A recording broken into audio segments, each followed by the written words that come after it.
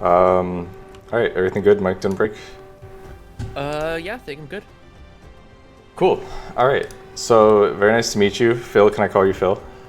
Absolutely. All right, Phil, nice to meet you. I wanted to try to remember the first time I ran into your work. I think very long ago, probably through a Jason Scott talk or something related to archive.org, I found some old, yeah, like some article led me to another article, which eventually led me toward your Twitter. And then I did explore your blog a bit more leading up to this, but usually it was like one or two articles here or there I'd dive into. But I haven't really dug into all of your work. There's a lot of it. So, Oh yeah, it all just kind of pops up in various places. I've always kind of enjoyed that. I was always a fan of the what it increasingly feels a little outdated, but the mode of web exploration of just kind of finding something, getting lost for a while. So I'm happy to to still be discovered that way. I think it's kind of fun. yeah, I was thinking about how StumbleUpon is a thing that existed, and like RSS feeds could be used in such a different way if they were interpreted properly. But it seems like people move towards social media, toward gathering this random stuff. So it's good that you branched out. That is how I found you. But maybe just like for posterity's sake, do you want to describe yourself, who you are, what you do day to day, and what you've been working on with your website? Yeah, sure. So my name is Phil Salvador. I am, I guess the way I've explained myself is that I'm a librarian who also likes to write about weird old games. I am kind of invested in the game archiving, game history worlds.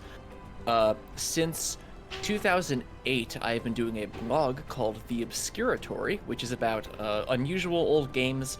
And that premise has kind of evolved over the years as it's gone through all these different iterations, but I'm still using the same installation of WordPress I had back in 2008 to keep writing about strange old games people have not talked about in a long time. Cool. And are you actually a librarian then, full time? I am actually a full-time, got my like master's degree in library science librarian. I know Interesting. there's a lot of gatekeeping in the profession around who doesn't have a degree, but like in terms of like, are you a librarian? It's like I've got the diploma that like super duper, yes, I've got my library degree. So how long have you been a professional librarian for? Because you started the blog in 2010, it looks like, at least according to the sidebar. Yeah, the early iterations of the blog do not exist anymore. Oh, The early really? version, the early version 2008, I was still kind of figuring out what the blog was, and I kind of rebooted it in 2010. So it's effectively been going since 2010, but it had been kicking around for a while. I didn't even know Um, that. it's the deep history of it, but The so iceberg, yeah. so I've been working in libraries since 2009, but so I guess it's hard to say when I like became a librarian, but it was just a transition of student job into working there full time into getting a library degree. It was just kind of this slow move of the staircase of you know whether or not I'm a librarian in quotes, but so it was something like I don't think I had really when I started working in libraries, I work in the media section, so we're dealing with things like DVDs, everything in that category, film, video. I don't think I ever really put together the connection between librarianship and this game stuff until I was getting my degree. Once we were having classes where we were talking about concepts like emulation, and it was like, oh, this is very similar to what I've been doing on this blog for the last, 7 or 6 years. I don't know, things came together at that point. So It was like, oh, wait, yeah, just to get a time frame down. So you were working on this blog like well before your master's then, before you had an interest in library stuff. oh yeah, yeah. I started this as an undergrad, Interesting. freshman year of What college. were Yeah, you doing as an undergrad? I was originally a political science student. I'm actually out in the Washington D.C. area, and I very quickly learned it was not for me. That was not what I wanted to do with my life. But it was good experience. It was useful experience. I worked on Capitol Hill for a little bit, and after enough of that, it was like, you know what? This is not for me. I'm just gonna become a librarian. And I shouldn't say just like it was like a backup plan. Like librarianship is a like very robust profession. It was just a matter of like, well, what do I like doing? I like my work in the library. I'm gonna do that instead. Great. Yeah, that's actually an interesting path, and I think I stumbled into it a little bit, like I said, with the Jason Scott talks and archive.org. Media history is very interesting, especially if you're, I guess, a younger person and you have video games as a legitimate form of art growing up. And we're getting to that stage now where old media is dying, and what are we going to do about it? So I don't know if you know delisted games, but I had spoken with him earlier about what he's doing. Yeah, so I thought that was interesting. And now you're giving a very different take on the same subject. So I guess one question is, how technical are you? Like, do you know the ins and outs of how these games are made and, well, I guess not how they're preserved technically, but the emulation behind them? That is I'm trying to think of how to answer that one, because like I am technically literate to an extent. Like I could probably not code a game from scratch, but like I have gotten good enough at, troubleshooting emulators on Windows that I would consider myself adept at that, but not enough to like contribute back to the, the code repositories or Got anything it. like that. So you're mainly a journalist then. You're not actually. I've seen some cases of your readers like reproducing old games or like going in and finding the code and restoring them, but you don't usually play a part in that so much. It varies a lot. So when it comes to like actually like modifying games or anything like that, I don't really have a lot of experience. But when it comes to the preservation side of things, like a lot of it is, simply having the tools to, rip an image from a CD, in a lot of cases put it on the Internet Archive, and I've helped with that to an extent. There have been a couple things that I have gotten a hold of, I've made available to the Internet Archive and stuff like that. At my job, I do video preservation professionally, so I'm like, capturing old VHS tapes we have in our archives, getting those up in repositories. So like, I do have a skill set in terms of like, preservation, that kind of thing. But for instance, like there's what is it? The Macintosh, the old Macintosh computer emulator, Sheep Shaver. It's currently the best way to play like old Macintosh games on a modern computer. I know how to use it. I know how to, configure it right and troubleshoot it. But I am not in a place to contribute code back to that project. I see. So not at that level of proficiency, but That's more than me at any rate. I'm trying to learn how to code more games, and it's pretty interesting too. Although I guess at the machine level, that's very different than what I'm working on. But so day to day then, as a media librarian, are you scanning old books? Are you doing research? Are you maintaining databases? Like, what does that actually look like in the modern day? So it's odd. So my position's kind of specialized. I'm the collections coordinator, which is a fancy way of saying that I'm basically handling things as they come in and getting them out of the shelves, making sure that things work. We still do buy DVDs at our library, which I think is increasingly seems out of date, but it really comes down to wanting us to have a physical copy we can, have access to in case. And we have digital copies as well. We have streaming videos, but just making sure that we always have a copy we can reference and take clips from or digitize if someone needs it digitally, and we have the permissions to do it. So a lot of the job is handling that stuff, but a significant portion of it has been our ongoing project to save our VHS collection. There is an exemption in copyright law. This is really cool, but there's an exemption in copyright law for libraries that if something is out of publication and you can't buy it anymore and it's on a deteriorating media format like a VHS, we can legally make a backup copy of it and make that available to our users. So we've been going through our collection of 8,000 VHS tapes and slowly digitizing as much as we can, making it available in another format. It's been really exciting to be able to go through that. So also, I don't know if you want to disclose where you work, but like, how big is this library and how big is their tech department? Are you just one person? So within our media department, we have, I'm trying to think of how many folks we have, but I'd say across folks who handle media, it's probably 4 or 5 full-time people, like people who run the desk and make sure things get out, like me managing the collection. We do have a media librarian, is another position in the library, who's in charge of like actually purchasing items and talking with our vendors and stuff. But I'd say within the library we probably have maybe 50, 60 full-time people. I'm not sure off the top of my head, but then within that it's like 4 or 5 of us doing media stuff, some other folks off the archives world also working with media, but we have largely been kind of doing our own thing for a while, which has given us the ability to, work on this unusual project on our own terms, which has been rewarding. Yeah. So do you actually work with archive.org and part of this digitization? Like, are libraries able to automatically upload this stuff to their central repository? Officially, no. It is not something I think we've spoken with them about some ideas before, but I think it's something that we haven't really gotten any kind of official sign off on. With this specific thing we're doing with the VHS preservation project, we have to follow some really strict terms. Yeah, I know they do some very gray area stuff. I know. Yeah, copyright law, like with this specific exemption, it's like you can only make X many copies and they have to be physical DVD copy. It was like very specific exemptions. So unfortunately, we haven't been able to do a whole lot in terms of, making things available to folks like the Internet Archive. It's something to look at in the future, but it's not what we're doing right now. As opposed to what I do with the game stuff, which is independent of my normal job, which I have been happy to work at the Internet Archive and those kind of things. Yeah, I guess that's another question with the pandemic and what's been going on. Has your job changed much? Is it all remote now? I'm still going in. I am still going in a couple times a week, digitizing things, making sure things get into shelves. It's weird. It's real weird. A lot of this I can do from home. We're working with, other universities to help make our videos available in other formats, and so a lot of that I have been able to do at home. Like, I'll go on site, take home a bunch of things, work on them at home, bring it back and forth. It's weird. It's, it's not ideal. It's the kind of thing where it's like, when you're going in every day to a job and you have like a set amount of tasks in front of you, you really get in a groove doing them. Now it's like this start and stop momentum going in, a couple hours a week, having to re-pick up projects you forgot what you're doing. It's not ideal. So hopefully the end is in sight. Hopefully very soon. But Yeah, I imagine so. For something centered around physical media too, I imagine that's important. Otherwise, you would just be working with archive.org, maintaining databases probably.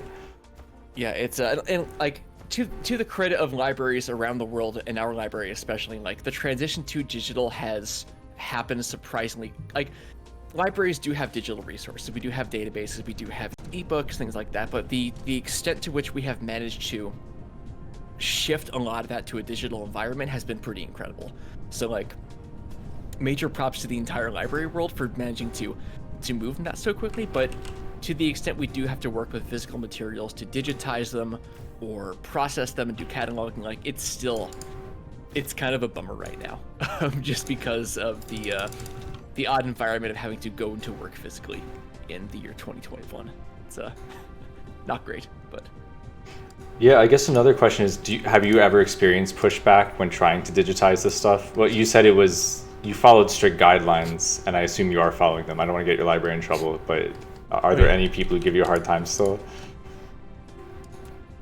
I can't think of any specific case where an out-of-print VHS tape we've digitized has come under questioning. Okay. We have a whole procedure set up of who to contact, and we take things down immediately in those cases.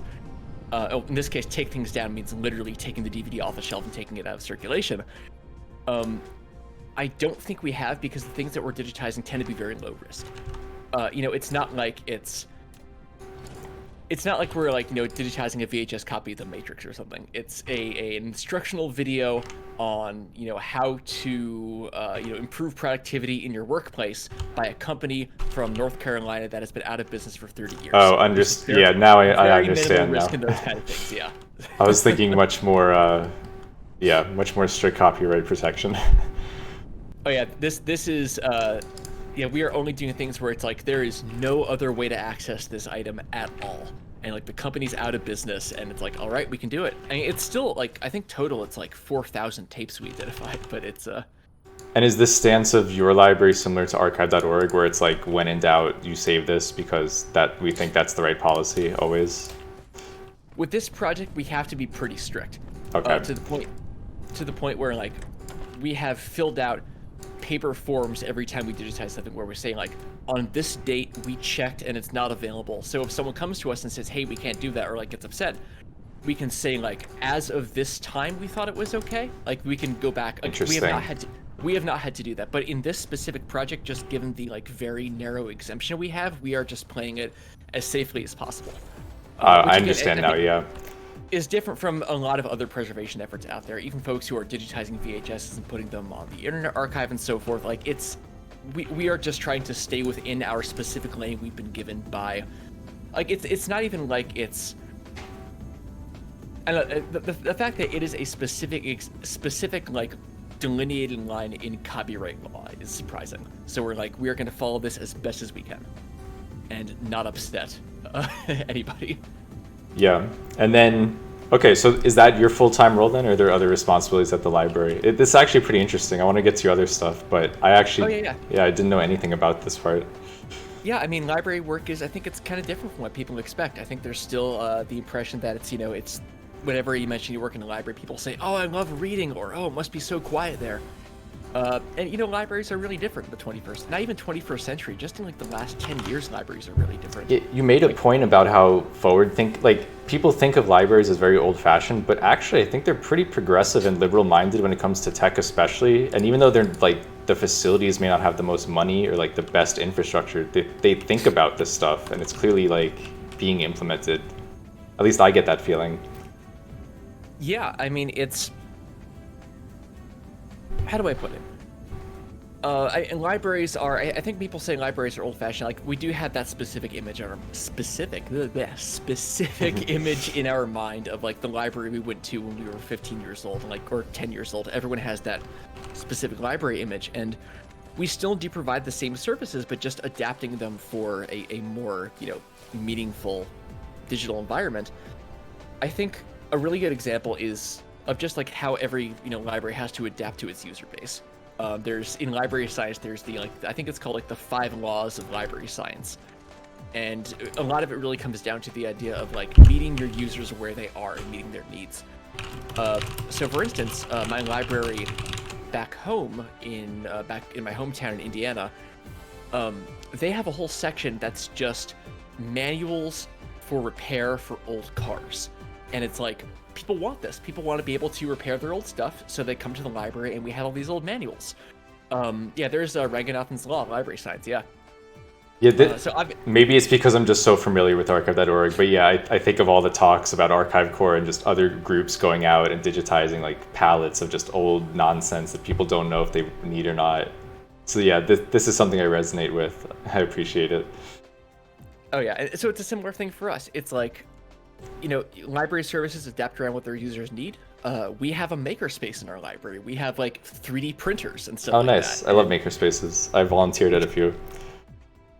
It's really cool, and I also realize like it's not necessarily what what every library is looking for.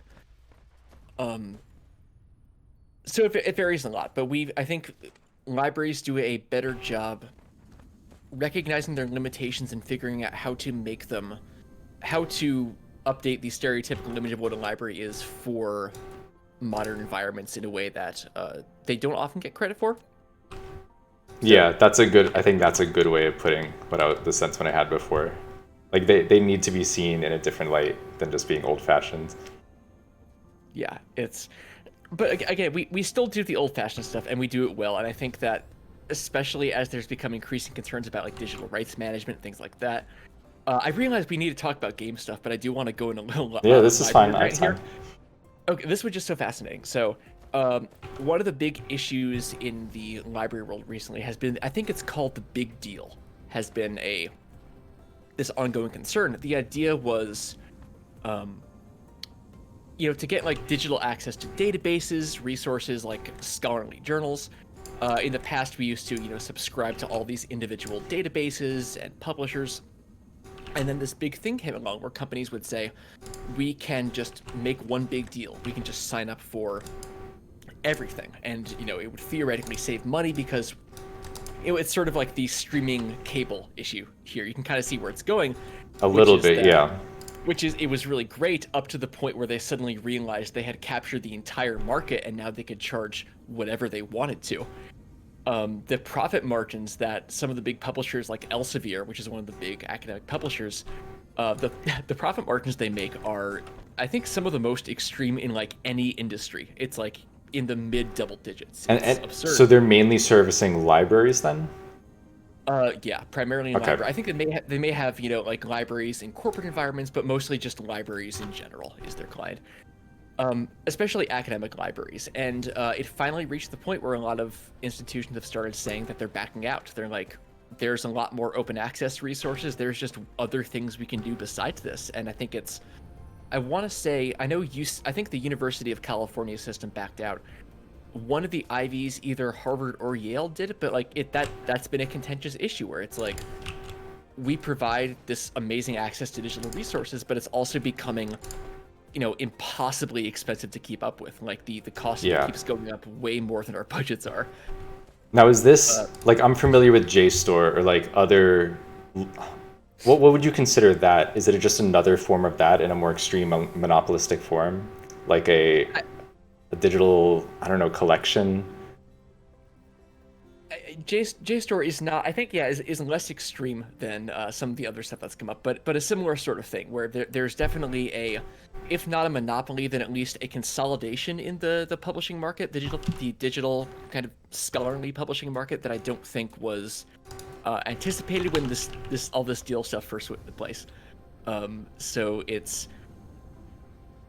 I don't know. It's weird. It's funny to think when you think like what are the issues facing libraries today, and a lot of people might think about like physical versus digital, but it's like no, the big issue facing us right now is like how expensive digital collections are.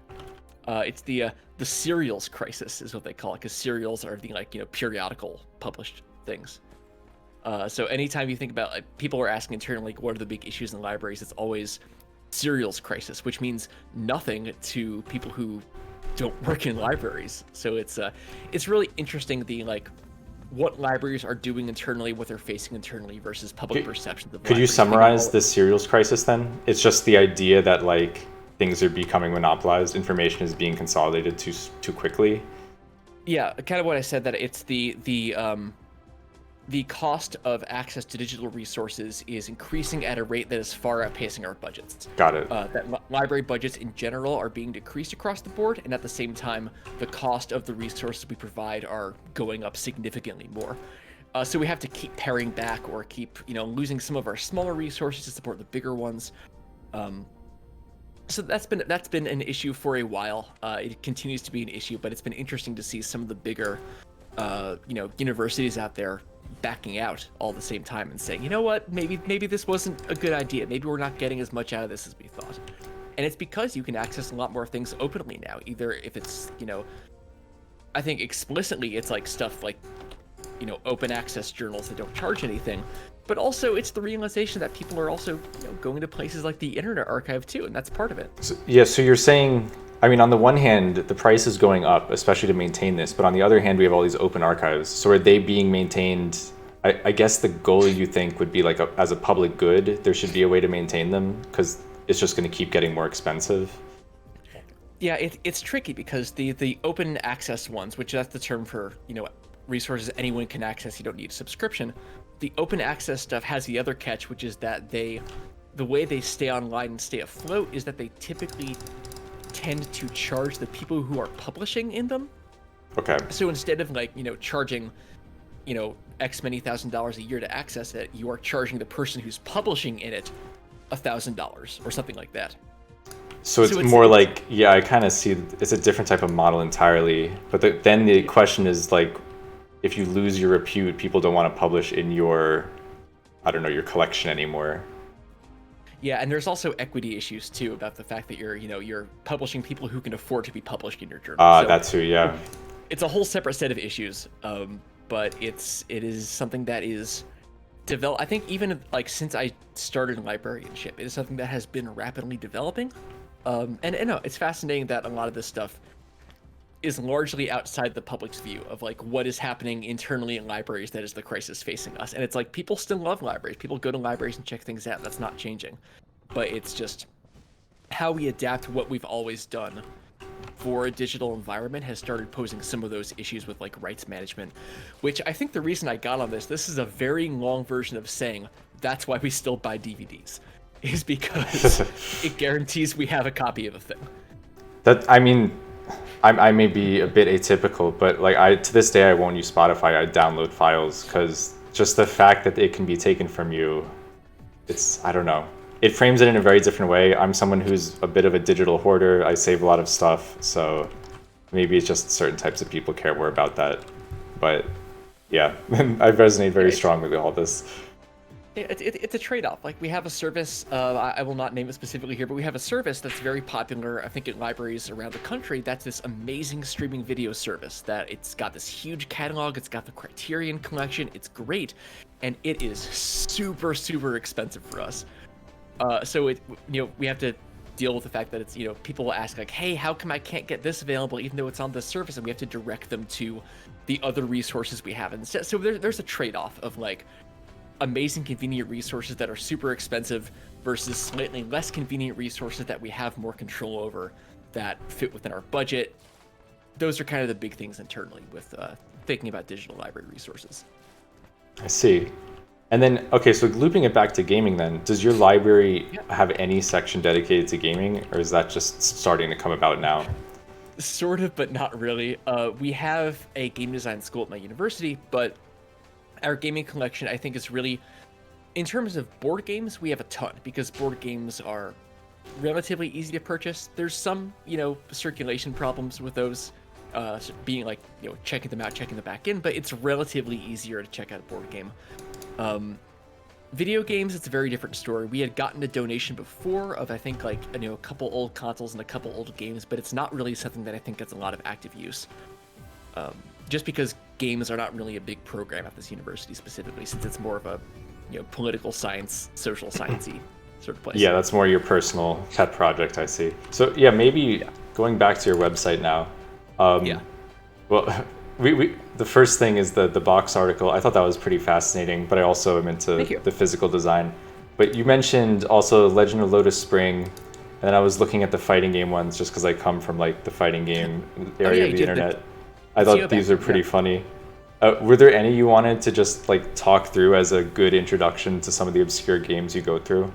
So I see you have the tab for Grizzly open. Grizzly is one of my favorite games in the world. Really? This game is a nightmare, and I love it. It's so this is it is a fighting game where I think the idea was you're playing as like stuffed animals. You're playing as like teddy bears and a stuffed giraffe, and like in that screenshot it seems to be in like a crib or something. But it is just one of the most aesthetically extreme things now, I have. Do you think? Well, I guess you must have a theory behind a lot of these obscure games, because I've seen a lot of them, they're canceled before, they're a tech demo. Was this something like that? Oh my god, this music loop. Oh, it's great. So this was during this era of a lot of shareware games coming out for Macintosh, and a lot of these times it was just one person who had an idea who just went for it. He was just like, you know what, this is my idea, I'm gonna commit to it. And it didn't necessarily always make a lot of sense visually or anything like that, but it was someone who had a really passionate idea and they wanted to produce it. And this was at a point when, how do I phrase it? It was at a point when the barriers of access for developing games like this were starting to lower. Obviously there have always been independent games from a lot of audiences, but especially as personal computers were becoming a bigger and bigger thing, the cost of making something like Grizzly was going down. So this person, I think it was Adam Winecki was his name. I think I saw it up there early, but I can't remember for sure. I think just really wanted to make this game and just went for it, and no one could really stop him. And I think that's kind of amazing. I think there's this specific moment when you ended up with a lot of these things coming out. Another one of the examples that I really, really enjoy is, what was it? It was a game called The Frogs of War. And it was a game that it was one guy who made it, and it was a nightmare he had. Okay, wait, what category can I find Frogs of War under? I think it's a recommended post. I think if you scroll through recommended posts, you'll find it. But it was one guy who he had a nightmare. There it is, Frogs of War. He had a nightmare about like being trapped on an asteroid under like the employ of these like lizard men who were forcing people to like have like big giant Mad Max style combat events, and he was like trying to break out from captivity, and he just made it into a game and published it on his personal website, and I love it, and it's nearly incomprehensible as a game. Oh, I hope their website's still up. Hope it hasn't gone down.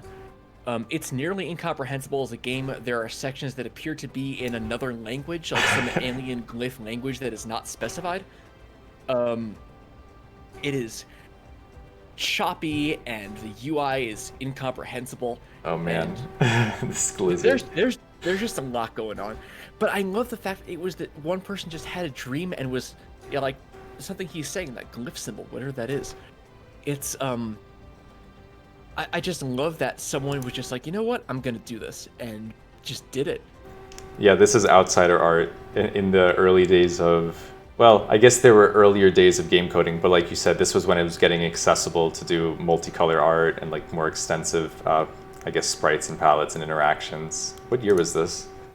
This one I think was actually 2000. This was a Linux game, but it was still Oh, I during that see. era. I think this was right when a lot of the open source distribution stuff was starting to come to fruition more, so it was easier to get something like this on SourceForge or, FreeCode or whatever website. Oh, interesting. The creator of this game is my uncle. At one point, he gave us a copy on a floppy disk. Yeah, some of the comments in your blog have been very interesting too. Because I remember our Condor has a remake. Then I saw the guy was inspired Yes. by your post. Let me find that. That was pretty funny. I think it's amazing because I tend to write about some of this old stuff that there's just not anything else on the internet about. So when you Google the Frogs of War, that is the first thing that comes up. Or when you Google Arg Condor, I think at this point it's, for context, Arg Condor is a like arcade style game about a guy who's just trying to kill a condor. It's so And funny. I watched it for like a good 3 minutes before. it's it's great. It's just frantic and confusing and I love it. Um And then yeah, I saw this guy commented. Was like, I think I want to remake it. And then I saw that he actually did remake it. and he did, yeah. And I think one thing when I was starting out doing this obscuratory stuff, one thing that really started to click with me after a couple of years doing it was that people like having their experiences validated.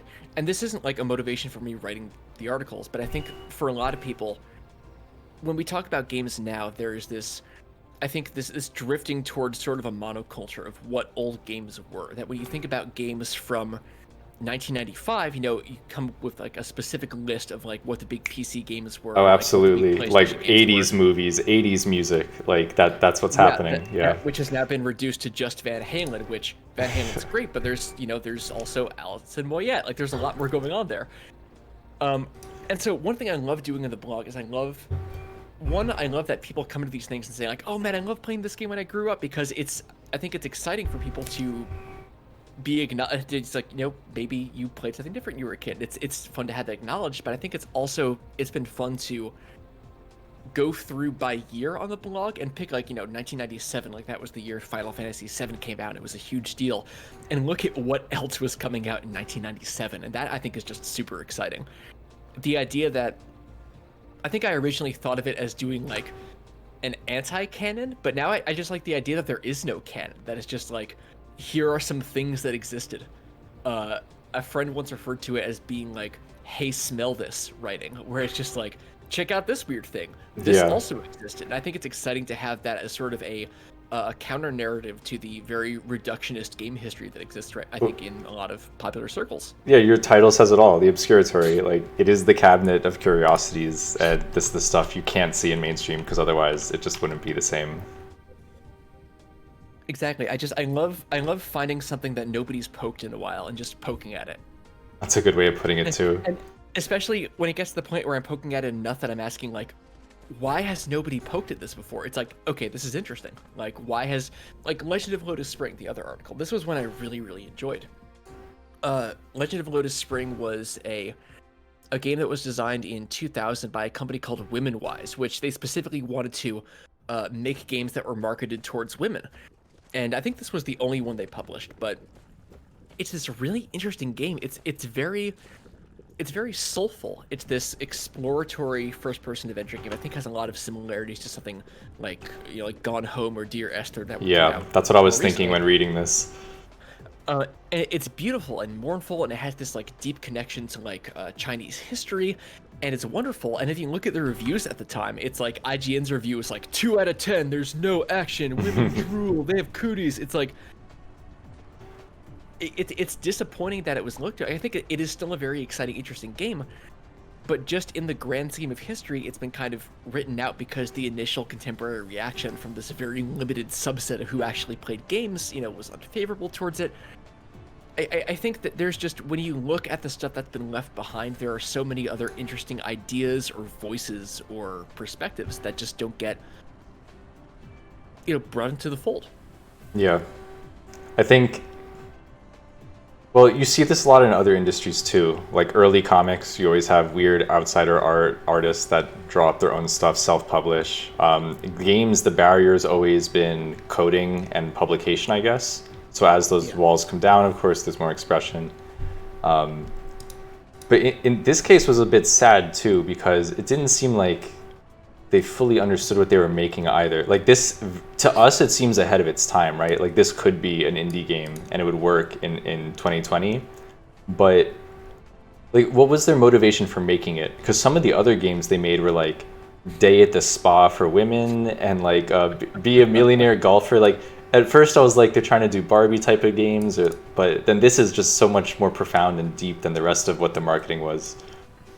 I think the reason they went for specifically was the idea that like romance is a big theme of the game, and that was just a hard sell. I'm So trying to it was remember, trying like, to market as like an early romance sort of game then. yeah, and I'm gonna bring up the article really quickly because I'm half remembering a detail and I want to make sure I get this right. Give me just. Oh, sure, a yeah. sec. I can look it up for you too. Sorry, I'm just trying to figure out the situation with the publishers and who they were bringing it to. That's what it was. Okay, so the original project, it started out, it was artists who were trying to recreate this famous historical setting from China. And, you know, to get more funding to do it, they had to, you know, monetize it somehow. So they had the idea of making a game based around it. And from the specific things said in the story, I think it was that the person who ran Women Wise just randomly came across this idea. Like she had seen that it had been rejected by another publisher who was like, we're not going to publish a romance, a quiet romance game based on like historical China. Like, no. And she saw that, was like, you know what, this fits what I'm trying to do. So it was just this confluence, just this great coincidence of someone trying to get this publisher off the ground, plus this team that was just trying to make something to continue funding their dream product, and those things just crossed each other and worked perfectly. But it is just a really, I think a lot of these things came from just happenstance, from just people being in the right place. Like, I feel like so much of history is just people being in the right place at the right time. Yeah, I guess it may be a bit reductive, but maybe you could break down like what percent of these games are failed creations versus what percent are like one person outside teams that like go to succeed. Like it seems like most of them don't have much money behind them. That's one thing I've noticed. So Yeah. is it a failure of marketing? Is it a failure of coding? There's so many different ways they fail, you know? I'm trying to think of how to answer that. It's a good question though. If I don't want to like just be complete, this might sound like a cop out, but I think a lot of it really just comes down to a combination of timing and placement and what exact marketing thing worked or didn't work. Like something like Myst. Like the example I give a lot is that there were a lot of games like Myst that came out right before Myst. Like the Journeyman project is one of the big ones. It is a Myst style game that is hugely artistically accomplished, and it's got this really compelling narrative, and it's excellent. But it came out like just a few months before CD-ROM adoption was really starting to take off. And so I wonder, like, you know, Myst obviously is an extremely important, significant game, and I love Myst, but it's just a timing thing. yeah, I wonder, like, if Myst came out at the same time as the Journeyman project and vice versa, like, what difference that would make. That there's a lot of things that are outside of people's control. And it's... I don't want to completely write it off and just say that, like, all these games were great and everyone was just victims of circumstance, but that's a huge part of it, I think. I think it is just, you know, landing on the market slightly too late or slightly too early, or presenting it in a way that just was just slightly raw. Or I think one thing that came up doing this article about the boxes that was really interesting was how much of the the success of like getting your game into retail stores was predicated on having a relationship with the retailer. Then a lot of the times it was like, back then it was a much bigger deal. it was like, you know, you have to be part of the Microsoft home label to get your product in stores because Microsoft already knows the guy who works at CompUSA. And that was a significant part of it. So I think it might have just been that too, to an extent. It was just a... connections and timing and team, basically. Yeah. Yeah. But I guess the point is to kind of move away from like the meritocracy idea of game history. I think people, when they think about like the greatest games of all time, it's always a focus on like, you know, this amazing game came out and it shocked the world and it sold 1 million copies. but it's also based on a lot of this stuff. It's also based on how you got it into stores, who you hit with the marketing the right way, whether it was the right time for that genre, that specific format. Like, there's a lot of great games that didn't get their due. There's a lot of games that aren't so great that did really well. Like, it's complicated and messy, and there's not a lot of answers, and I think that is kind of cool. Not that it's cool that like people's games failed, but I think it's great. Yeah, it's a microcosm of the whole. I mean, it's every art is the same, I would say. There's such a spectrum. You can never know. I think by definition, whatever's going to succeed with most people is never going to be the most interesting or the most, maybe not interesting, but like most deviant or most new in ideas. So you'll always have to look to there to get something different. I think it's exciting that there's just so much out there and it's messy and confusing. There's no good answers. I think that's way more fun. Yeah. And being able to like write a definitive history where it's like, you know, Atari and Nintendo and Sega, and then the PlayStation 5 comes out, and that's the history of games. I think it's way more fun where it's this kind of state of chaos, and something's working and something's not. And for every Street Fighter 2, you have 3 Grizzlies. I think that's awesome. I think that's Yeah, I guess because I also have experience in the tech world, and there's so many failed startups for every product that comes along. And it's similar there too, where just when you're reading history, you're reading like, I guess in the case of the video game industry, it's what's pushing the boundaries of tech. It's like the most advanced for the time that people are remembering and setting the bar at. But people don't remember like the more artistic experimentations within the limitations of that decade, I would say. Or there could even be something that was really really technically accomplished, but just didn't find the right audience. Like, I think there's a lot of early 3D games that have like polygonal graphics at a time when that was still really novel and unusual. True, and it was just a bad user experience. They didn't understand like motion sickness. Yeah, you had to adjust your user base to learning this new technology. Yeah. Bad user experience, like weird name for the product, the technical boundary for running it was too high at the time. Like I'm sure something like some of those early like pseudo VR games from like 1990 were like the crisis of their time or whatever. No, that's a good point. I think educating the user base is also a big thing too. Like, we can appreciate this now because we'll sit down and play something weird, and we're used to seeing other people play weird failed games on YouTube, or like watching best of the worst style VHS tapes. Like, that's now in its own way like its own culture. But if someone was to, ship a game like this and charge you money for it, it's probably a very different experience. It's probably more aligned with what you're getting on Steam when it's a bad game. I think another big part too, and this is something I've started to emphasize a lot more in recent years. Like when I started the blog, I will totally admit I was definitely in like, internet guy writing about things mode. I think it's something that I've kind of changed my approach to over the years is when there is something that's like this weird, not great experience, like approaching it earnestly on its own terms. Like, maybe it's not good, maybe it's really weird amateur product, but like embracing that and accepting it and trying to appreciate what it is and what the developers are trying to do with it, rather than just ridiculing it outright. And one specific example that has come up with this a lot is Natalie Lawhead, who does a lot of really interesting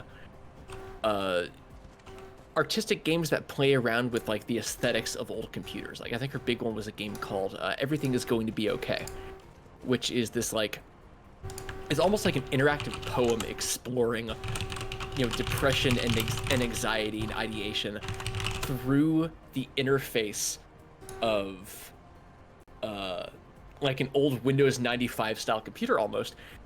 And it is an intense experience, and it is very aesthetically jarring. It's great though, but it's also been frustrating to see, streamers play and just go like, oh, what the hell, this is crazy, oh, the person must have been on drugs. It's like, they were saying something, like Natalie was saying something of this. They meant this sincerely. They just, that this is just their aesthetic approach to it.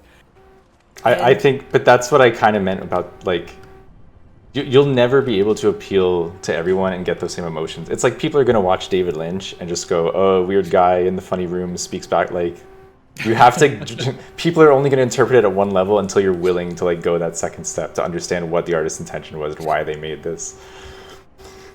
Yeah, and I don't think it's that necessary or worth. There's always the balance between like creating something that's totally pure to your vision and creating something that's going to be like artistically successful. But like I don't think it's necessarily something you like. I don't think for everything that's going to be okay, there would be any positive outcome of trying to make it palatable to YouTube men. Like, I don't think that's necessarily, a goal you want to have. So I guess bringing it back to the Obscuratory, though, I guess it's interesting to go back to a lot of those old games, things like Grizzly, that are kind of a mess because I think it's fun that they're a mess. I think it's like, hey, this person was making a game for the first time and they had this digital rendering technology and they made what was in their heart, and it was Grizzly. I say this as someone. And it was Grizzly. I used to be the administrator of a Mario fan game website way back in the day, that was a very interesting experience. But I think I come from that with a perspective of empathy towards that, because we were also making these kind of weird, off-putting games that I think are easy to laugh at, but we were trying hard at it, even though they weren't necessarily great. There was a very famous one called, I think it was called Paper Mario World, someone made, and it was like an attempt at making a Paper Mario game. And it's a very slipshod production. Someone eventually dubbed in a voiceover trying to sound like Yoshi when they were speaking, to do like narration over the game, and it's just the whole thing's a catastrophe. And I think the folks who have made it have since acknowledged it was a catastrophe. But I think it's also fun to look at it and be like, these kids were making their own Mario game, and they did not care what it looked like because they were able to make it, and that counts for something. Yep, I think everyone's first game looks and sounds and feels and everything about it is terrible, but it's your first game, so you love it. It's fun anyway. Yeah, and I think that's part of game history. I think it's going back to the meritocracy focus. I think when we talk about game history, I think I think games as a medium tend to be kind of insecure. I think they are really focused on proving that they're valid and interesting, and so a lot of the history discourse around it has been focused on the most artistically accomplished games. But it's like something like Paper Mario World is totally part of the history of games too. It is this wild, messy, homemade Mario game that is probably illegal, but like that's absolutely part of the story of games just as much as actual Paper Mario is. Yeah, I think a lot about, well, I mean, everyone knows the story of Prince of Persia by this point, but one person can, especially now with modern technology, make a full-fledged game. And I'm working on an indie game with the team, and I know several others, so I think that's a very nice thing too, is that just how accessible it's gotten. So at least the quality of those first attempts can go up a little. Yeah, I think it's a matter of kind of embracing everything where it is. That like, sorry, my train of thought just completely derailed. What was No, it's okay. I mean, going back to like the Obscuratory then. So we've covered a few cases of how games end up on your website. It's either before its time, it doesn't have the resources. It's I don't know. Are there any other cases I haven't thought about yet? Are there any successful games that end up there because people just forget about them and it's that bad? I have tended to want to write about stuff that people just don't talk about anymore. And some of those, like the Journeyman Project was one of the first ones I wrote about. The Journeyman Project was a success. Like that was a surprisingly big game. I think it's because it was like bundled. A big part of it was because it was bundled with Packard Bell computers, or it was a Packard Bell or Gateway, but it was bundled with some home computer at one point. But it was really successful. Excuse me, it had 2 sequels and a remake. It still got a fan base. But that was also one of the ones where it's like, no one's really talking about this anymore. No one's really drawing attention to it. But I think as time has gone on, I've wanted to focus mostly on things that no one is paying attention to anymore. Whether or not they were successes. Because I think in the world of like retro game stuff especially, again, there tends to be that kind of hyper focus on a lot of the stuff people know well, or even just on platforms people know well. So even if they're talking about like a really not very well known like old Super Nintendo game, it still tends to be from the lens of like, hey, everyone loves the Super Nintendo. Here's this great Super Nintendo. Yeah, game. that's very true now that you say that. It's still the nostalgia content lens on it. Like you recognize the IP and that's all you want. and so I think I tend to write about computer games. I have written about some PlayStation games in the past because I think it occupies a lot of that similar territory where you get a lot more of that disposable stuff, that there's not really the same, at least right now, things like the PlayStation or like the CDI or the Atari Jaguar don't have the same sort of completionist fan base that like Sega or Nintendo consoles do right now.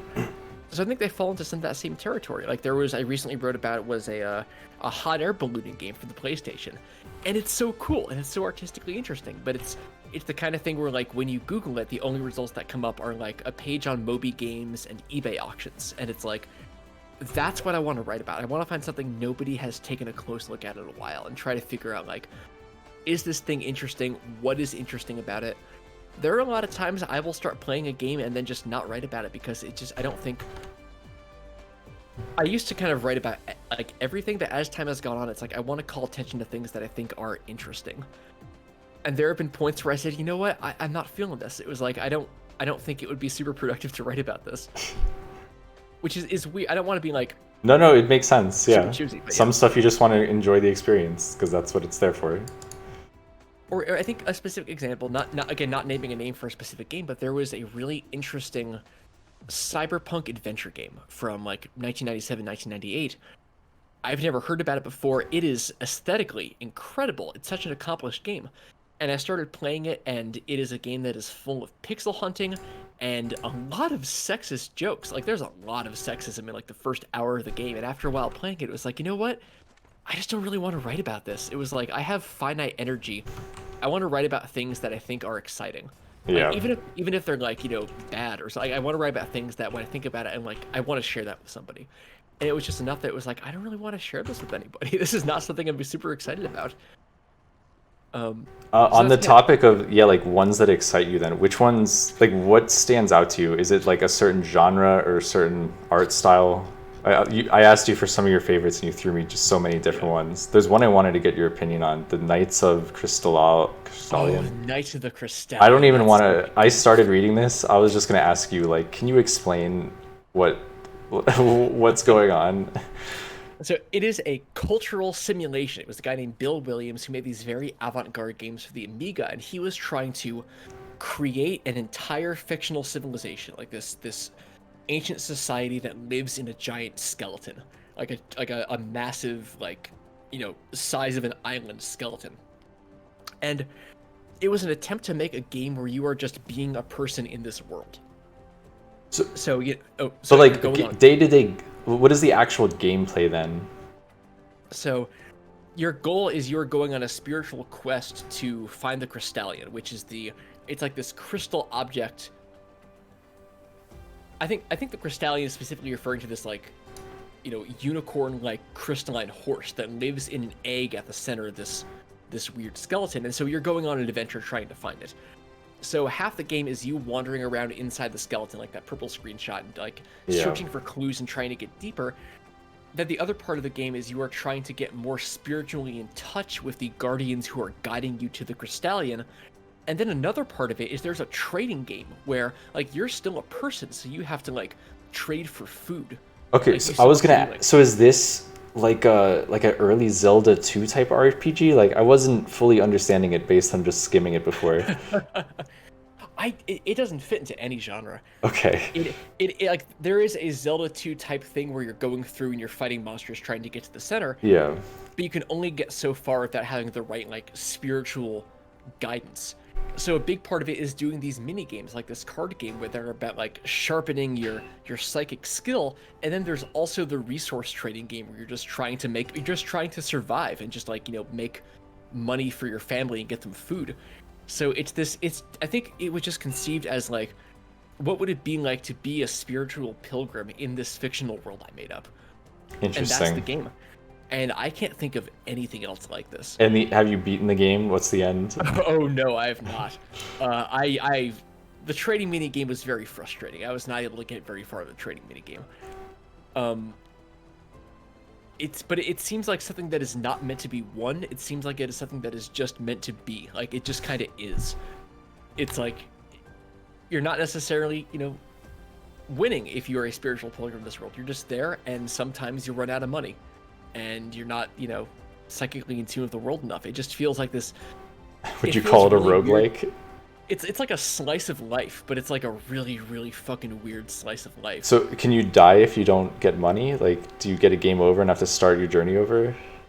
I can't remember. Yeah, I believe you can get a game over, but I can't remember specifically what the in-game context for it is. Interesting. But yeah, it's just entirely itself, and it's just totally fascinating to me. Like the Cresselia. So obviously something like this, like I have to write about it. Like I have to share this with folks. I have to, because it's very difficult to parse. So I want to make sure I can like communicate it in a way that's exciting and not just trying to like list its features or whatever. But and when you write about these, I guess what is the research like? Because I'm sure in some cases you have to go reach out to the original source because there's not much on them, right? Like, was there anything about this before you looked at it? There was a little bit. I can't remember. There was like, one or two other sites that wrote about it, but there's not really a lot of information. Bill Williams passed away, I think in like 95 or something. It was a while ago.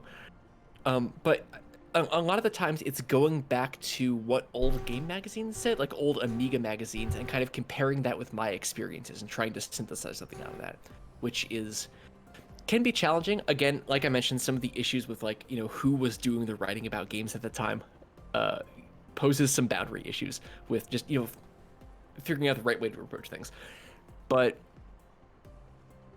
sometimes it doesn't make a lot of sense. Sometimes I like to draw on the game more than doing historical research.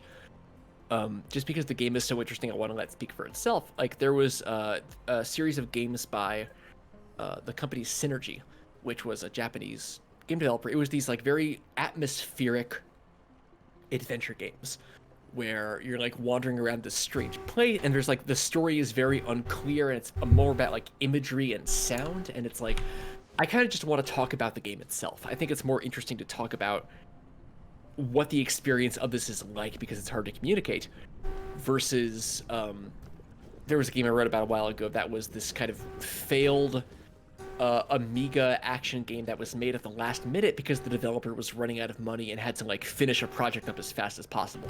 And that one I think is more interesting to talk about from a historical perspective. So I think that blend of like criticism and history is something that's not really done in a lot of places. And I think it's sometimes doing the obscuratory can be difficult because it's not something that fits neatly into any of those categories. Like it's not game criticism exactly, and it's also not like hard history. It's like somewhere in between both, but I think that's kind of exciting. If you can't tell, I get excited about things that don't really fit into categories that are difficult to parse. That's kind of what gets me excited. It's almost like reviewing, right? I mean, maybe not reviewing in the expected like modern YouTuber sense, but yeah, I mean, it definitely started out as me wanting to like recommend or disrecommend interesting old games, but as time went along, it also became like, here are things I think are interesting, here's why I think they're interesting or why they're frustrating. And that's become more and more part of it too. Have you thought about expanding your blog to doing other forms of content around this? Occasionally. There have been things I have wanted to write about. I'm thinking of some specific examples right now that have just fascinated me. I haven't really been sure what to do with that. I like this having a very specific focus, but there are other things I do want to write about. I'm just not totally sure what that format is. Because like even just for Twitch playing like your playthroughs and like doing live commentary on them, do you think there's any value there, or like doing live research on them? Oh yeah, I've done starting especially during lockdown last year. I did a lot of Twitch streaming, and that was really rewarding. It was fun to be able to walk through something like that with people live. I think there's a lot of value in that. For a specific example of something that like I wanted to write about but just didn't know what the hell to do with, this actually came up in the library stuff. We were trying to figure out what VHSs were out of print. We were trying to figure out a list of VHSs that used a certain copy protection mechanism called macrovision. I've heard that term before. Can you remind me what that is? It was an analog form of copy protection that uses like a series of flashes in the out of frame buffer. That's right. On the edge of the tape to like prevent you from copying it.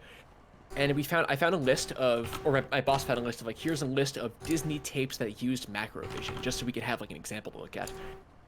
And I looked at the list, and it was like VHS tape for Frozen from 1997. It was like, what? And I looked closer, and this was an entire wiki of someone who made up fake Disney VHS releases. Like VHS editions that never existed. It was like a list of what promos were on each of the tapes. And what, like, it was like, here's the VHS for, Toy Story 3. It's like, that doesn't make any sense. Why does that exist? And if you keep looking at it, it's this whole network of wikis of people making these, like, fake versions of consumer things. Like it'll be someone who like makes a fake history of Chuck E. Cheese, where it's now like the most successful company in the world. Yeah, I think I know what you're talking about, although in a different context. Like, it's not really a meme, is it? It's more like lore. It's like 5 people just making up an alternate reality, and it's tough to tell if it's like people who are nostalgic for like 80s 90s consumerism, like imagining a future where that lives on, or if it's like young people. I just said young people. Good word. Young people like playing the idea of like running a company in the 90s. Like it's not clear what it is. I just wanted to learn more. It's like there's a wiki where it's like hundreds of fake mall directories, and I just want to know. Can you send me that? That's kind of interesting. Absolutely, yeah. It's something else, and it's like just a small group of the same people, and I really want to learn more about why they're doing that, what the purpose is, but you know, it doesn't fit into the obscuratory exactly. So like there have been things I've wanted to learn more about like that, but it just, you know, it doesn't really. Oh, in terms of, yeah, if you want to ever talk about like obscure internet stuff to talk about, I could think of a whole host of like weird sub holes I've fallen into in wiki. I don't know what you call them, like wiki networks or like weird wild Twitter bot networks. Yeah. People who make fake Windows logos. It's great. But I guess the point is that I like the specific niche the obscuratory's in right now, and I'm happy to keep burrowing into that one little corner of the sandbox as it is. I'm sure there's a lot to do there too. Are you ever worried of running out of games? I don't know. Oh God, no. I have been keeping since 2008. I've been keeping a spreadsheet of things like here's games I want to look at, and I told myself like, okay, when I hit 1,000, that is gonna be like I am maxed out and I'll have enough to write about forever, and it's at like 2,000 right now. Oh, nice. So I'm not worried about that. That's Do you have a list like what you're working on next anywhere? Good question. I have a Trello set up. Got another big history project I'm intentionally laying low about for now until I make sure I can actually round stuff up.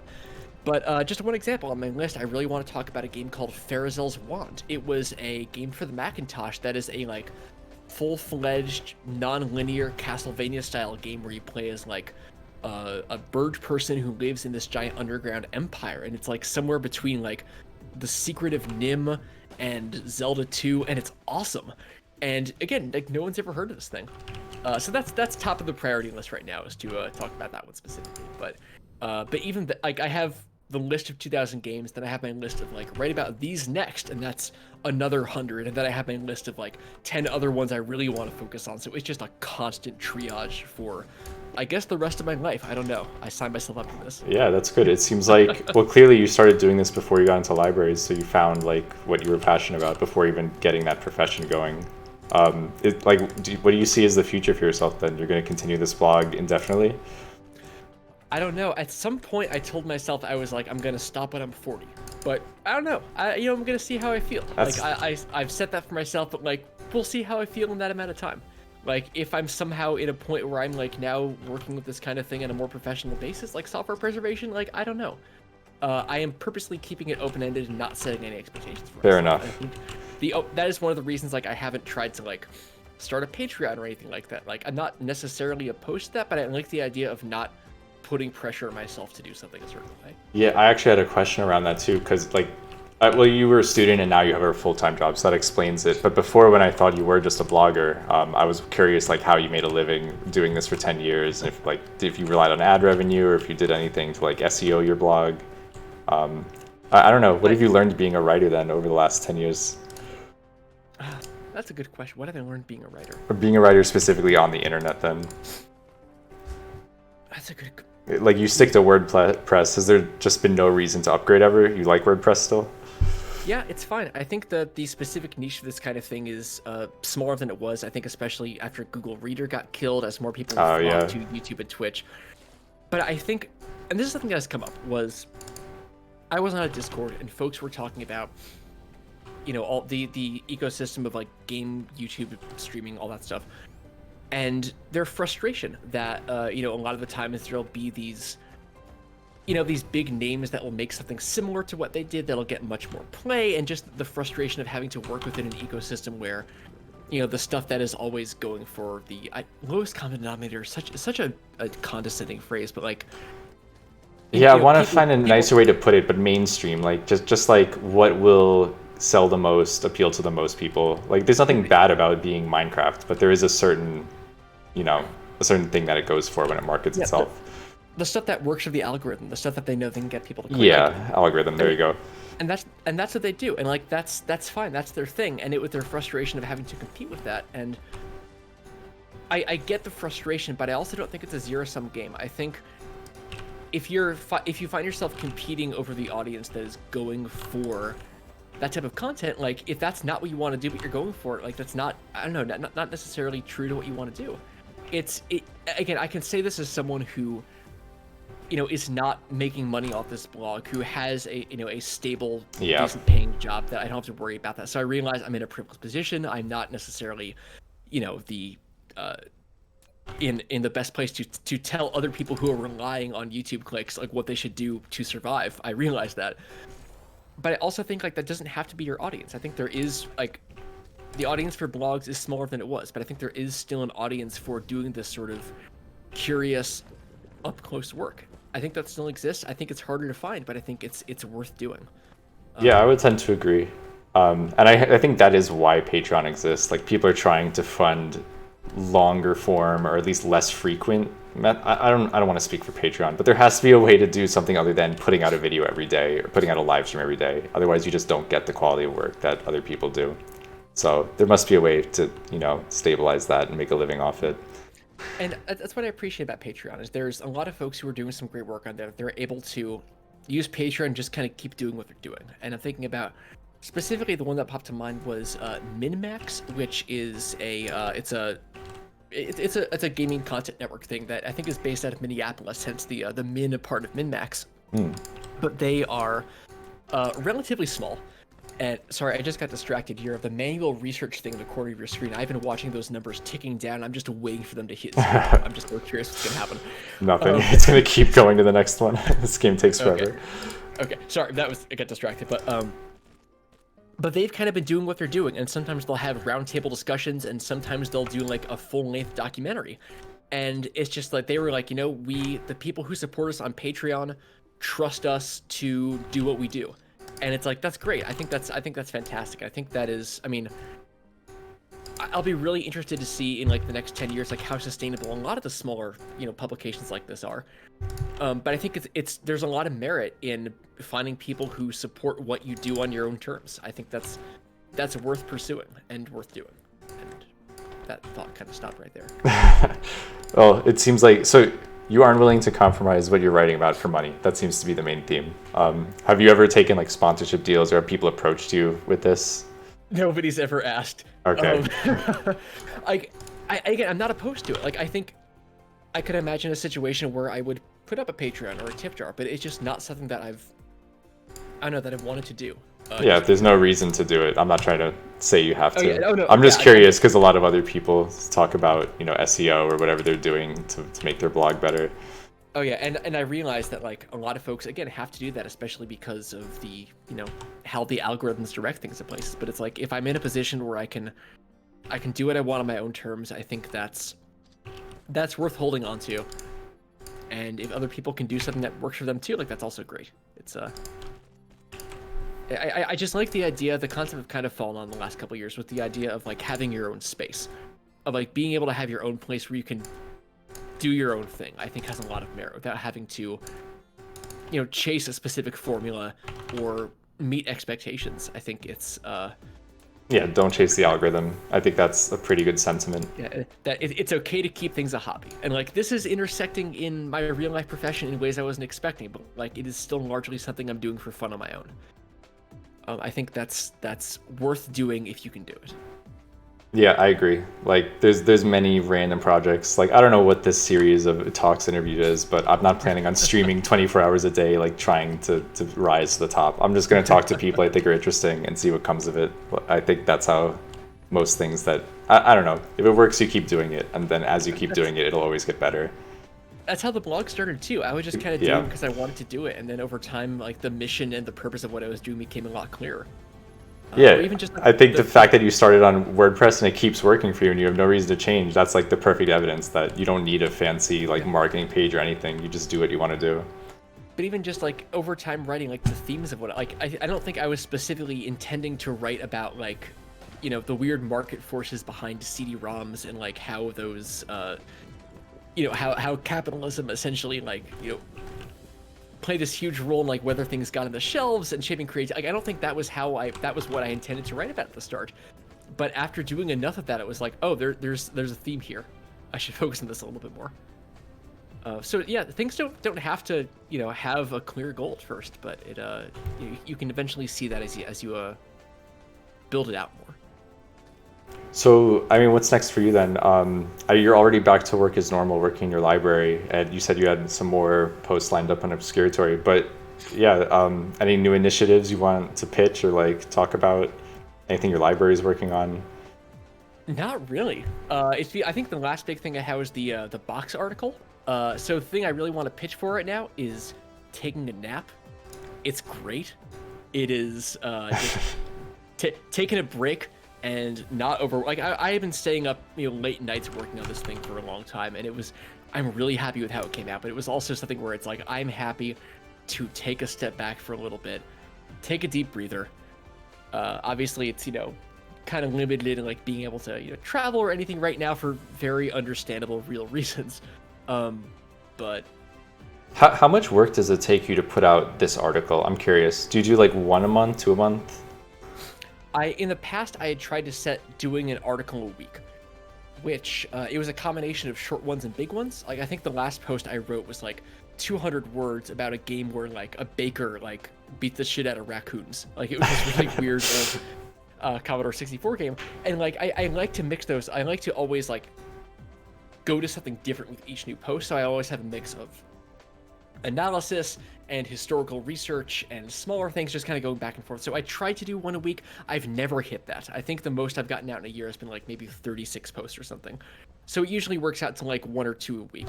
That's pretty good though. Like you're saying over 10 years you've averaged at least one a month then? That's pretty consistent. Yeah, I've been really happy with that. But it really depends on the scope of the projects. Like this was, you know, a couple weeks of, you know, obviously there was a lot of research going on, but it was like maybe a good week or two of like actually sitting down and putting words to paper on this one. But then something like the Sim Refinery post from a while ago, that was like 4 years of research, and I knocked that post out in a weekend because it was so clear in my mind what I was actually supposed to write about. So wait, so that, I mean, yeah, I guess Sim Refinery is a bit of a special case. What is your biggest project then? What took you the longest? The Sim Refinery project. Okay. Or just the research on Maxis software in general. It's still not done. I've still got some stuff I'm not ready to talk about with Maxis. That's super interesting. Ooh. So yeah, hopefully that's my two projects this year were the Hakuayo boxes and other Maxis stuff. So hopefully I can get to that one. But yeah, it varies a lot. And like I said, like I like working without expectations. I like being able to take a month to write this kind of weird thing I've never done before versus you know, being able to pop out smaller posts every week. I like having that flexibility. I realize it's frustrating for people who want to come to the site at like a specific time each week to get a post. And I get it, but I also just like having the flexibility. Yeah, I think it's you're the author first and foremost. You're either getting it on your schedule or not at all. Like I would stick to that. Otherwise, it won't be the same work. It won't be what you want. So just deal with it. And I've taken breaks for mental health reasons. I think last year there were no posts in March for very obvious reasons. Yeah, nobody posted it in March. Yeah, no. So yeah, I'm happy to. I think the quote I love is it was the Coen brothers. I think it was when they won their first Oscar. I think it was for screenwriting was the first one they won. They went up and gave their speech, and they said something to the effect of like, if they usually don't talk a lot about their work, they were like, "Thanks for letting us play in our corner of the sandbox." And I think I even like paraphrased that quote earlier, but I just love that. I just love the idea of like being able to do your own little thing on your own terms. And sometimes it results in the recovery of Sim Refinery, and sometimes it's the Frogs of War, and it can be both things, and that's fine. That's a nice sentiment. I think, yeah, everyone just wants to work on what they're most passionate about, and it's interesting that I think naturally, like you said, you moved away from poli-sci toward archiving, preservation, obscure video games. So this is clearly like your place in life, and you're happy with it. Yeah, it's like just in general, even beyond games, just I like being curious. I like poking at things. I like prodding at stuff and seeing what comes out. I think there's always just something more exciting about peeling back a layer. This is a weird tangent. I know we're like way over time now, but this No, is just there's a no weird time tangent. limit. We can whenever you're ready. We'll call like Okay. 8:30 if you want. Okay. But one thing that I've become really interested in recently, this is a weird one, is theme parks. I've gotten really interested in theme parks, and it's a weird thing to get deeply interested in because there is a huge audience for theme parks, but they tend to be very devotional and fanatical fans. It tends to be like the people who like go to the Disney parks. Are you You know, talking about like the roller coaster community people? Because I know a little bit about that. Were they like, oh, not even like roller coasters. I mean like themed parks like, Disney World or Universal Studios. okay, There's like a dedicated fan base that like shows up to those like at least once a month and buys all the merchandise and has like, wearing t-shirts of their favorite rides. It's really oh, intense. like the pin collections with Disney, I think, right? You're just not just merchandise then, just like full on identity, like this is me. Oh yeah, the option of the parks and lifestyle. So it's hard to engage with the park stuff because a lot of people are so like devotional about it. But I think theme parks are fascinating because they are this intersection of, I don't know, like this massive human undertaking of running a theme park, which is kind of ridiculous. Like just the amount of like labor and capital involved of creating this seamless illusion of this like magical place. There's just so many interesting dynamics happening there, and I love learning more about that. What do you think But I is most interesting about the theme park then? Just like the feat of all the manpower and money going toward like a creative collective illusion experience? Like, do you see it as a pinnacle of like accomplishment? I think it's the logistics and how seamlessly they make it operate. Like Disney is I known see. for being very like smooth experience. You go to Disney World and you go on the rides, and it's like that was great. But then you look at like the people who run dispatch for the rides, who are in charge of like managing it so people get on and off at specific times. They have like a certain through capacity each hour. It's like this is a challenging business. I think that stuff is super interesting. Or even just like the design of like having to use forced perspective and like specific colors to make like there's Oh, a I see what specific, you're. Yeah, more the yeah, Imagineering. Yeah, okay, that's very like, interesting. Yeah. like there's a specific paint color Disney uses that like they have found psychologically people don't pay attention to it, so they will use that to like hide unseemly elements in like the back areas of rides. It's wild. um That ties a lot into game design too. I think it does a lot of just messing with visuals and oh yeah, faking a lot of illusions and ways you move the player around the camera. there's an area in one of the Disney parks where they tried to make a mountain, and if you look at it on like Google Earth, it is clearly like the top part of mountain and the rest of it below is just rebar. And looking at that picture, it reminded me of like accidentally clipping through a wall in Half-Life 2 and seeing like the undersides of the terrain. That's It's a like, good oh, yeah. it's the same thing.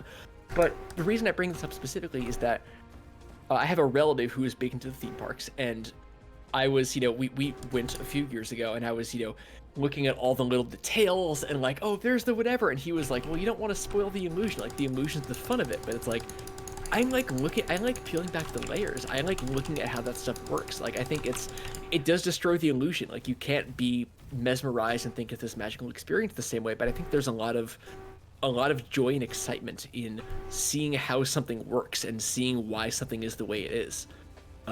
I think even beyond games, I think that is kind of what has been an anchor in my life in general in the last, decade or so. But the Obscuratories definitely helped me focus that and understand that that is what I'm about, I think. Yeah, I actually would tend to agree there. I think that's also why I watch a lot of GDC talks and how games are coded. Coding in general is a big exercise in just reverse engineering and figuring out how things work. So, and then yeah, now that you mention it, I feel like there's some videos I've seen on this where they like explain the way the rides work and they trick you. I could see that being a pretty interesting hole to fall into. Oh yeah, it's just to see how like the techniques have evolved over the years, or just the business of like when they decide to tear down an attraction and put a new one in, which again is hard to engage with because there are people who like if you tear down a ride where they literally murder you. Someone will say, "Oh, that was my favorite ride, man. Yeah. Taking away my It's like past. closing a That's my play. childhood." It's like ending an experience. Yeah. Delisting a game. Yeah, exactly. So it's just I get interested in any of those weird ecosystems. Have you ever heard of? It just reminded me. There's this guy called like Mario Broth blog. Oh, Super Mario Bros. Is fantastic. Yeah, it reminds me a lot of that, like very obscure blogger that just posts whatever he wants whenever. He just goes really. So actually, he had one today. He had to apologize for. He does apologize a lot when he does a slightly different. Oh, Yeah, there what? is due to the widespread disagreement. So it was a post. It was saying, here's a picture of Mario from Super Mario World. When you die, a halo appears over his head. Said versus in a Super Paper Mario, when you die, he appears in the underworld. He said that implies that between the events of Mario World and Super Paper Mario, some sin happened in which Mario is now going to hell instead of heaven. And it's like, okay, that's reading way too much into it. Yeah, I'd say in general I I usually see quality posts out of him with like factual basis. But I love that though. I love the like reading something way too closely. I think that's so fun. I think that's Sounds like some MatPat stuff. Or who was I can't remember her name. Michael, I think is how you pronounce it. Who did a presentation about trying to scientifically determine how much power Kirby has from being able to suck. And it was like some catastrophic amount of power that could be used to like destroy the planet, like beyond like nuclear weapons.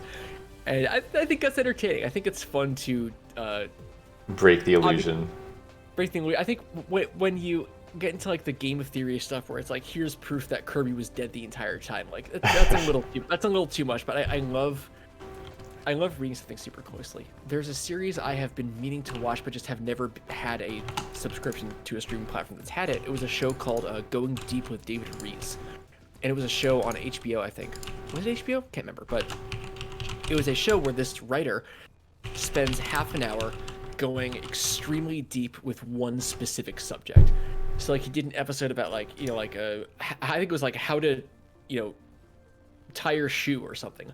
And he spent like Oh yeah, I see. how to tie your shoes. And he found like a survivalist expert who like knew what materials were most durable, and they bought a bunch of shoelaces and tested specific. He like spent half an hour just trying to figure out what the best shoelace is and the proper way to tie it from like experts in the field. Yeah, this guy is just a YouTube channel before YouTube. Or 2014. Yeah, this is pretty. That's funny. But again, it was on the Esquire. Okay, the Esquire Nick. That's why I never watched it. But just going absurdly deep with like one extremely narrow subject. I think that's awesome. I think that's extremely fun to like take one thing absurdly seriously and look at all the implications and all the ripple effects of how it goes out. Have you ever gotten into? Well, you're a poli-sci guy. Have you ever gotten into like philosophy too? We should do that sometime. I soured on that. I think I've experienced enough philosophy dudes in my life that I just soured on that. It was Fair just enough. like, this has no practical purpose. Like some of these theories are interesting. This does not have a lot of practical application. It becomes people arguing about like just things completely detached from me. It just got to the point where Yeah, it's not like, the theory. this isn't interesting to me. I guess. Do you have any political takes you want to tell me? Are you actively following politics? Like, is that still a part of your life, or are you just totally divorced from that now? It is something I don't follow actively as much as I used to. I live in DC, so I can't avoid it. It is obviously something. It's something that I feel strongly about, but I just don't really talk a whole lot about. I will say, without getting into, like, also to be super clear, like I would probably, if you like map me something, I would probably fall under like the socialist banner. Just be clear, but like I think I don't label people, but yeah, okay. I mean, if you like had to map me to something to quickly describe, but like. I think what was so interesting working about on Capitol Hill was, again, seeing the kind of human dimension to it of like the massive offices of people trying to do well and just being constrained by how complicated the system is, and people's expectations versus the reality of what it is actually like to do the political work. Like I worked on Capitol Hill during the Obamacare debate. And wait, obviously, were you? Sorry, how old were you at this time? Like, were you actually working on Capitol Hill? I was 20. I was an intern. Oh, you were interning there. Okay, that's still pretty cool. Yeah. I was in the mailroom for part of that internship, Okay. and there were a lot of letters from people who had a lot of opinions about healthcare. That's a It unique was very perspective. It was frustrating because, we had the buckets. We had like, here's the bin for support the bill, don't support the bill. Here's the bins for support public option, don't support public option. And people submitted their, heartfelt thoughts about it, and you had to put them in a bucket. And at the end of the day, we got 120 letters in bucket 1 and 20 letters in bucket 2 or whatever. And that was how I had to work. And it's like the terrifying task of having to make politics work at scale. Yeah, that's a good question. Yeah, we still haven't figured that out at all. No, yeah. So, I would say I am not as politically active as I was being in a school that was once ranked the #1 most politically active college in the United States. So definitely not definitely not quite the same degree there. But I think I have come out of that experience with a strong respect for the work of the bureaucracy, which I think gets maligned. That's so funny you say that as a librarian type of person. Like, I kind of feel the same too. I do boring operation stuff, and you see the game I'm playing now. You should try this game, actually. yeah. Maybe you'd be into this. Is this Factorio? This is or- Dyson Sphere. Dyson Sphere, It's okay. very much like Factorio, but I never got into that one. But maybe I'll try that after. Okay, I remember when Sim Refinery happened, a lot of people compared. That's the only basis I have for this sort of factory game. This one, you actually like build multiple planets, and you're building a Dyson Sphere.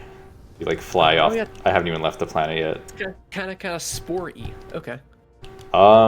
Yes, for Not in terms of like the evolution mechanics, but like just the planet and zooming out and going to another planet. And... oh yeah, like you go star map. Each star has different planets with different resources. You build a massive distribution network, and all you're trying to do is build your Dyson Sphere.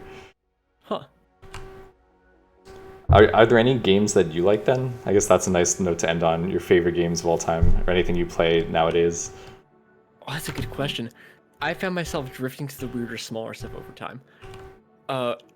Well, specifically because you have, do fighting game tournaments and stuff, I may as well specifically mention I am, and this never comes up, I'm a big fan of the 2013 Killer Instinct reboot.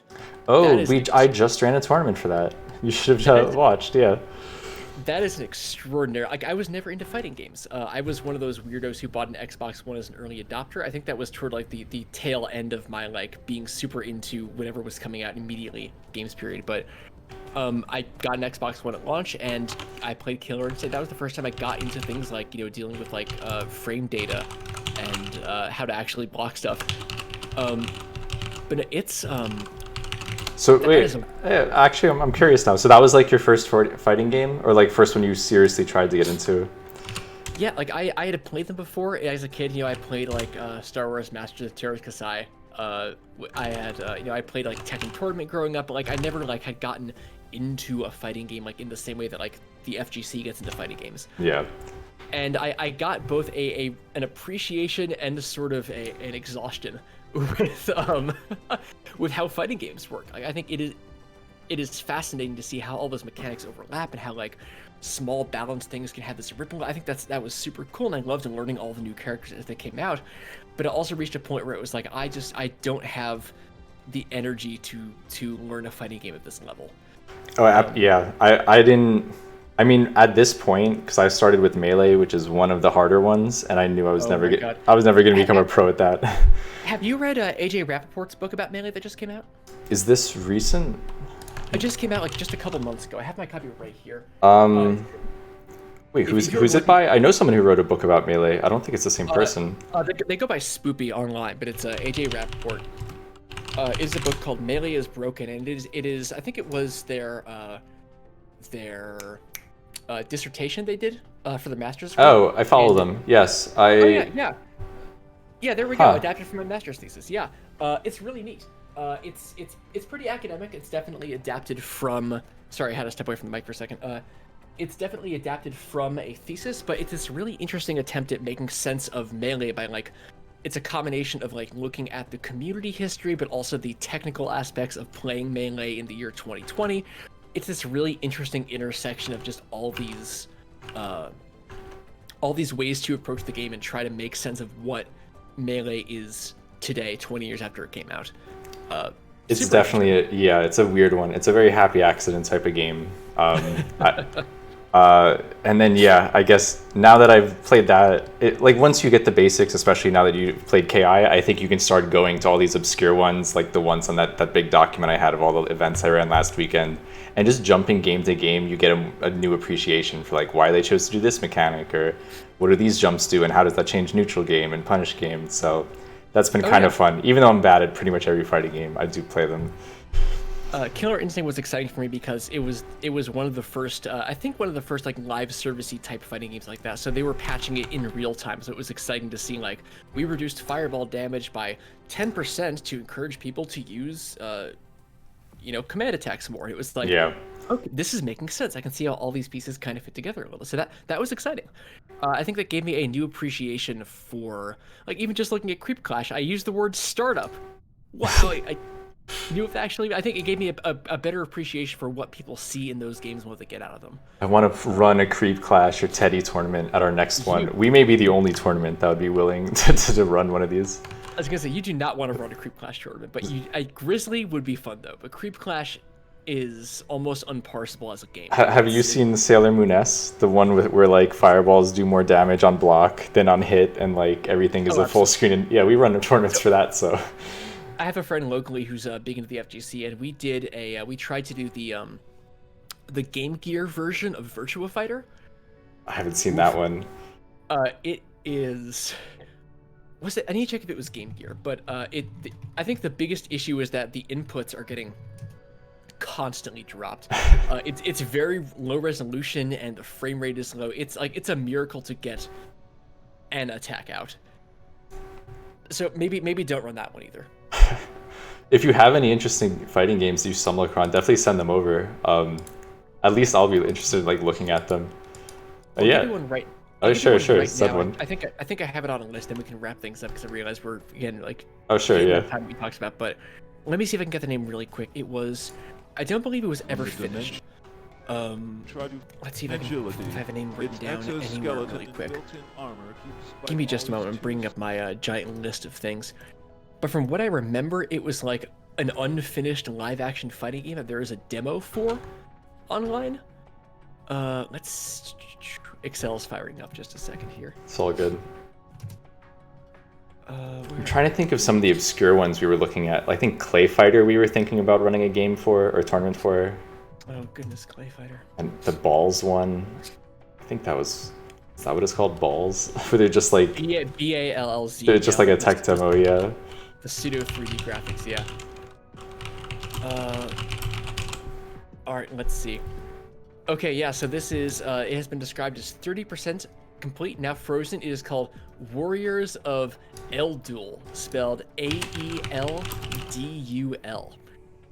I have not played this game, but just looking at the screenshots, it appears to be a live-action... There's one screenshot, it is a live-action fight. How do I spell it? Warriors of... A-E-L-D-U-L. Yeah, I probably have to put it in quotes on Google to actually get the correct spelling. I can also pop it in the Discord too if you need it. Oh yeah, just send it in Discord. Oh yeah, 1 second. Let's... A-E-L-D-U-L. It seems like based on what was finished, there were 4 characters, one of which appears to be a panda, but it just seems to be like some dude and his friends in front of a live action. I'm getting very like...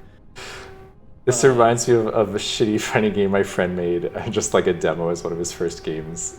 It actually looks very similar. I'm getting a really big like Dong Dong Never Die energy. Yeah. From these screenshots. I wonder why people don't do live action anymore. Imagine if someone put their mind to it and tried to make it look really good. I guess that's kind of like Mortal Kombat, but... Yeah, it's... I think once you get to high enough resolution graphics, there's the when it's low res enough... also, click on the... There's a link for the screenshots page. There's some better screenshots. Oh yeah, here we go. Some of the other characters. Oh, yeah. Yeah, it's something. But I think there's a point when the graphics are low enough resolution, it's kind of forgivable. They're choppy. Once you get like full giant photo graphics, oh, I guess it wasn't live action at one point. But once you get like full photo graphics, I think there's a point where it's like the low animation is more off-putting and jarring than it would have been on like Mortal Kombat 2 or whatever. Yeah, this is something. Well, I don't know about Mortal Kombat's the only game I think of where they still use realistic body proportions. Usually, it kind of has to be stylized, and the animation has to be very clean to read. Yeah, fighting games are very reaction based and visual information based. So, Yeah, this does not strike me as being particularly clean. I'm trying to think. I mean, there is like the Mortal Kombat movie one or like the Jackie Chan one. I'm trying to remember like what the last live action sprite fighting game is. There was. I'm gonna look too. There was one a couple of years ago. Oh, really? I can't remember the name. It was like, I want to say it had like an onomatopoeia, like both names started, it was like a 2-word name that both started with the letter B, I think. I can't remember for sure. This is such a vague description that is totally unsearchable. It's like when someone comes to a library and says, I'm looking for a book with a red cover. It's like, Yeah, I I know can't do what you anything with mean. that. That's, but there was some other live action style fighting game in like the last 5 or 6 years. If you find it to me, definitely send that over. I'm curious now. Oh yeah, I need. I gotta figure this out. It's in the back of my mind. It's somewhere. Nope. Okay. I will send it at some point after the stream. Yeah, my quick Google search. I'm trying to. I don't know. Well, there is a list of all fighting games I can go through on Wikipedia. I forgot about this. If it even made it, it was like a Kickstarter thing, so I don't even know. Oh, got it. Oh, that's actually kind of interesting though. At least they're trying to do like a new art style. Then they're kickstarting for it. I appreciate that. Yeah, or it's on Steam somewhere or something like that. But All right, cool. get that. Well, hey, you should add me on Steam. Anytime you want to play a game, I have Killer Instinct. Maybe you can beat me up someday. I've got an 8-year-old computer and Xbox One, so that is Oh, you had it on Xbox. Never mind. I have Steam. yeah. And there's like the limited crossplay, but it's kind of tough to yeah. I was gonna say I probably haven't booted it in a while, just to see. Maybe I'll try it after this, just to see what it's like again. I remember the combo system was just like that's right. It's like a little simplified, and you like link things together with certain moves. Yeah, it's very accessible, like to the point where they added some additional controls to make it like so instead of having to like perform an ender move, you could just like tap. Like there's an option to simplify it even further. It's like Yeah, they always have simple button. Yeah. That's good. I think that's especially in this genre that again I had never really played before because I was so intimidated by it. Are you familiar with the differences between that and say Street Fighter? A little bit, yeah. Like I've heard that some things are pulled from different. What am I trying to say? That it incorporates mechanics from one game and not another, and like I'm aware of like the different layers in Tekken and the way that tends to focus more on like technical execution, but not enough to like be fluent at any of that. Yeah, the main thing in Killer Instinct is accessible because the combo system. Like, Yeah, that's what I understand too. yeah, in Street Fighter, it's like you're pressing the buttons in 2-frame windows every whatever frames based on each combo. There's not as much of a buffering in it like an anime fighter would have. As someone who tried to learn Marvel vs. Capcom 3 in college and gave up. Oh, there you go. Yeah. I've learned the difference between those levels of execution. That's See, Marvel's great to play for me though with my bad friends because we know just enough to play it, but not enough to beat each other. Oh yeah, it was great when it was just people. We were just like, oh, let's just play Marvel vs. I'm Wolverine. Great. It was like that was fine. That was good. But like I'd never gotten to that like extra level people always talk about with fighting games, and it was interesting, but I think probably not for me in the long term. There's some funny meme videos I can send you about Wolverine. Maybe I'll find them after. God. All right. No, that was a lovely talk. Nice meeting you. I think we have a lot in common. I learned a lot about libraries, and I would definitely want to talk more about libraries and like how that's evolving someday, especially with like modern politics and I don't know the issues facing them. If you meet another librarian, just ask about the cereals crisis, and they will roll their eyes and sigh. And the cereals crisis. All right. I'm gonna use that in a conversation someday. Make it sound very important. Yes, the cereals crisis. I vote along, their stance on the cereals crisis. It's very important. But anyway, everyone is anyone still watching? Let's see. Got like 3 viewers. Oh, okay. One of them's me. But for the 2 people out here, you should go follow him, Phil Salvador at It's the Shadzy. Yep. I'll leave him up on the page here. And yeah, Well, hope you have a good night. Thank you for your time. well, thank you for having me. And have a good day at work. I'm looking forward to your next article. have a good day with the planets. All right. See you later. Take care.